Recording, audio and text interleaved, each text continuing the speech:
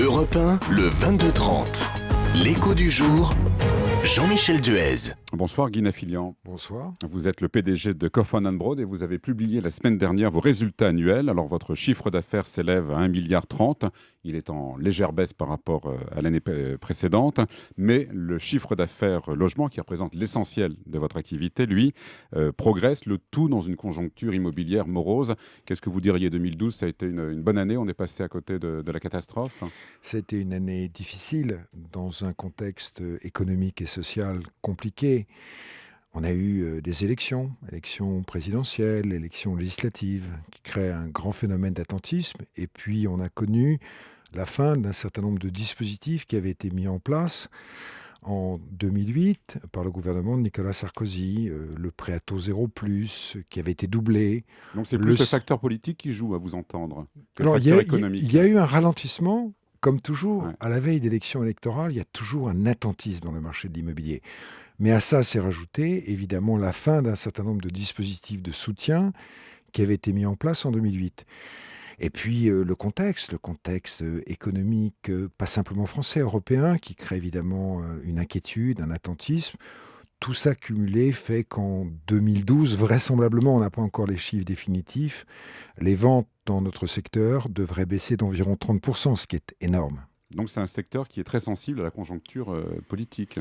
C'est un secteur qui est sensible surtout à la confiance. C'est-à-dire que l'achat d'un logement, c'est un achat de confiance. Quand vous avez confiance dans votre entreprise, dans votre vie personnelle, professionnelle, dans votre pays, vous investissez, vous achetez un logement. Lorsque vous êtes inquiet, vous attendez. Et puis en plus, il y a un phénomène évidemment extrêmement important. Les prix sont élevés, trop élevés aujourd'hui. Et les gens attendent une baisse en fait. Alors la baisse, Acheteurs surtout. Ouais. tout le monde l'attend. Ouais. Est-ce qu'elle viendra? C'est ça la vraie question. En fait, quand on regarde les fondamentaux du marché du logement aujourd'hui en France, il y a peu d'offres finalement. Il y a 80 000 logements à la vente en France. Et sur les 80 000, il y a 30 000 logements dont les constructions sont engagées, et il y a 50 000 logements qui sont ce qu'on appelle en pré-commercialisation. Et ceux-là ne sont pas certains d'aboutir. C'est-à-dire que l'offre globale est plutôt autour de 50 000 logements.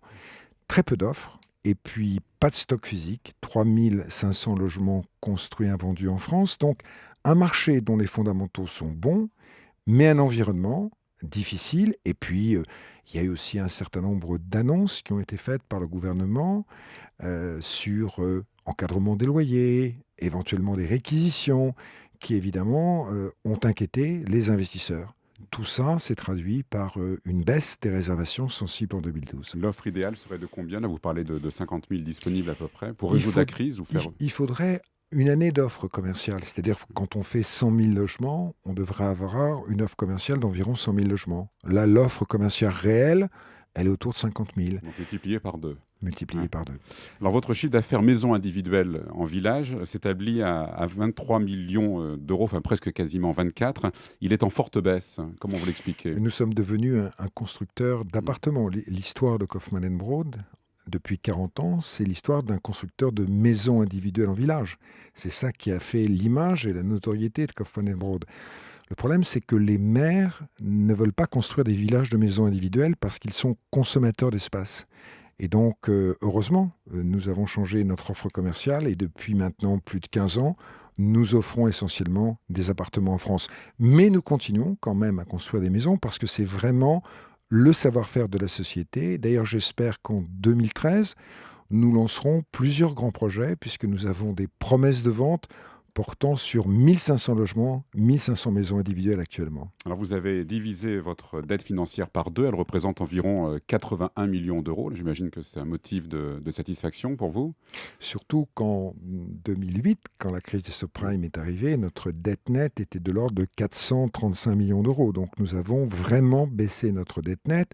Et en plus, cette dette nette doit s'interpréter au fait que nous avons versé un dividende exceptionnel de 48,5 millions d'euros. Donc oui, vraiment, nous avons baissé notre dette nette. Nous avons considérablement amélioré notre BFR. Donc besoin en fonds de roulement. Notre besoin en fonds de roulement. Alors comment vous avez réussi justement à le faire fortement baisser? Vente très bonne tout au long de l'année 2012 en Île-de-France, et donc une transformation de ces réservations en actes authentiques. Donc on a une bonne année commerciale, même si nos réservations globalement baissent de 14,4%. Donc une situation financière aujourd'hui extrêmement saine, une dette nette qui a baissé, qui baissera d'ailleurs encore en 2013, un BFR très bas. L'idéal, ce serait de la ramener à combien, cette dette ? Alors écoutez, l'idéal c'est de ne plus avoir de Oui. dette, donc ça c'est l'objectif. Mais en attendant, Eh bien écoutez, j'espère que l'année prochaine on la baissera encore sensiblement. votre carnet de commandes représente un peu plus d'un an d'activité. C'est une bonne visibilité ? Oui, il faut avoir 12-13 mois devant soi d'activité. On a un carnet de commandes important, ce qui nous fait dire d'ailleurs ce que nous avons dit au marché, que 2013, on devrait avoir des résultats financiers à peu près comparables à ceux que nous avons connus en 2012. Oui, c'est ça. Vous ne prévoyez pas non plus de forte augmentation de vos chiffres de livraison. C'est pas trop inquiétant. Ça, vous étiez à peu près à 5669 logements cette année.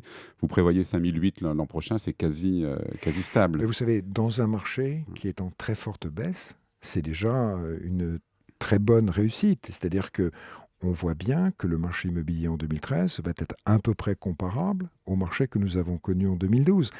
En 2012, 70 000 logements réservés en France contre 103 000 en 2011, donc une chute significative. Nous devrions maintenir une activité à peu près comparable en 2013 dans un marché qui sera toujours extrêmement difficile et dans un environnement économique et social qui ne s'améliore pas actuellement. Vous avez deux cibles, je ne sais pas si elles sont prioritaires, mais en tout cas importantes pour vous. Ce sont les logements destinés aux étudiants et aux seniors, parce que ce sont deux marchés qui sont rentables, Alors, qui sont source de notre croissance. cible principale, c'est les gens qui achètent un logement pour habiter. C'est la résidence principale. Nous vendons aussi beaucoup de logements à des investisseurs dans le cadre du dispositif CELIE en 2012. Et puis à côté de ça, nous développons des résidences étudiantes. Il y a un besoin en la matière qui est extrêmement important. Il manque beaucoup de logements étudiants, 400 000 logements, donc nous continuons à nous développer dans ce secteur.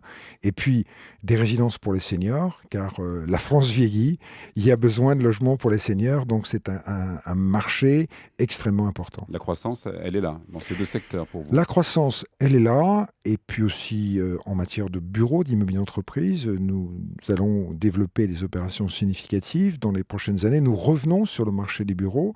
Nous avons un portefeuille d'à peu près 55 000 m² de bureaux qui représente 350 millions de chiffre d'affaires pour le futur. C'est un axe que nous voulons développer.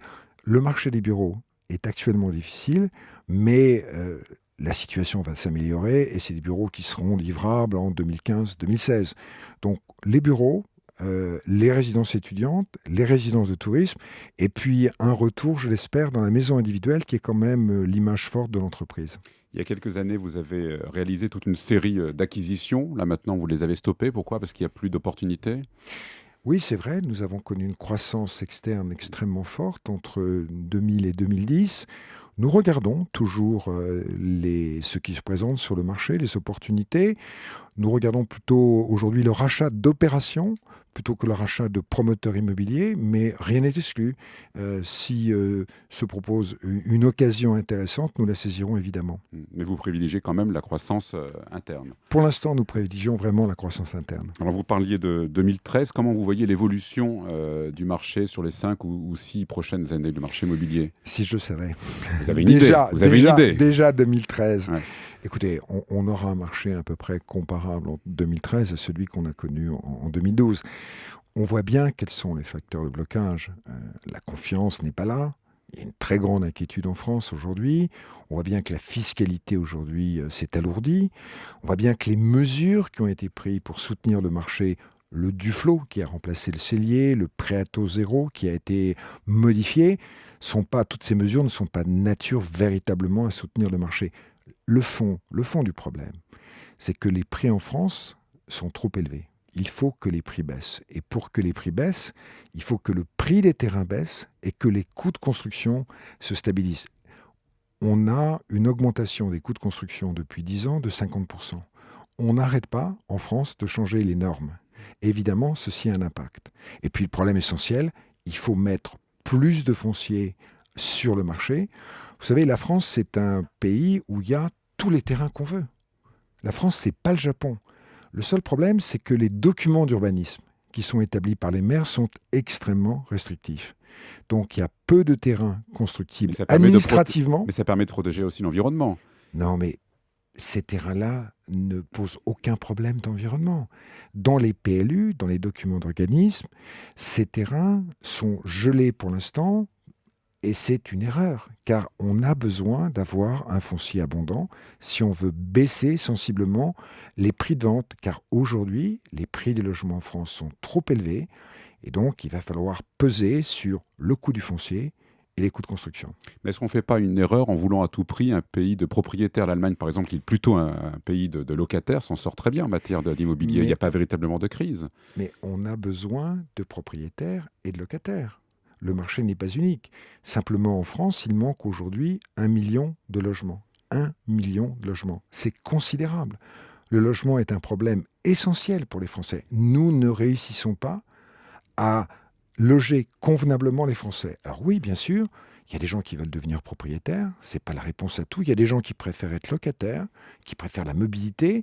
Il faut offrir ces deux produits. Mais on voit bien aujourd'hui que l'objectif des 500 000 logements par an promis par M. Hollande, on ne le réalisera pas. On ne l'a pas réalisé en 2012, il ne sera pas réalisé en 2013. Il faut construire davantage de logements en France car les besoins sont considérables. Alors 1 million dans un monde idéal où il n'y aurait plus de réticence, plus de crainte, plus de barrières, plus rien. Il se ferait combien d'années pour reconstruire ce million de logements? Eh bien écoutez, si on ne prend pas des mesures extrêmement fortes et très rapidement, on va continuer avec ce problème qu'on va pousser devant nous pendant encore des années. Chaque année, le besoin de logement augmente. Donc nous attendons une réforme structurelle pour construire davantage de logements en France. On nous a promis pour le printemps une réforme. Je l'attends avec impatience parce que autrement, on va se trouver chaque année dans une situation encore plus difficile. Mais vous n'avez pas répondu à 1 million. Est-ce que c'est envisageable? Est-ce que c'est constructible à court terme? Écoutez, si on arrivait déjà à faire 500 000 logements par an, vous seriez heureux. On réglerait déjà une partie sensible du problème. Merci Guy Nafilian. Merci.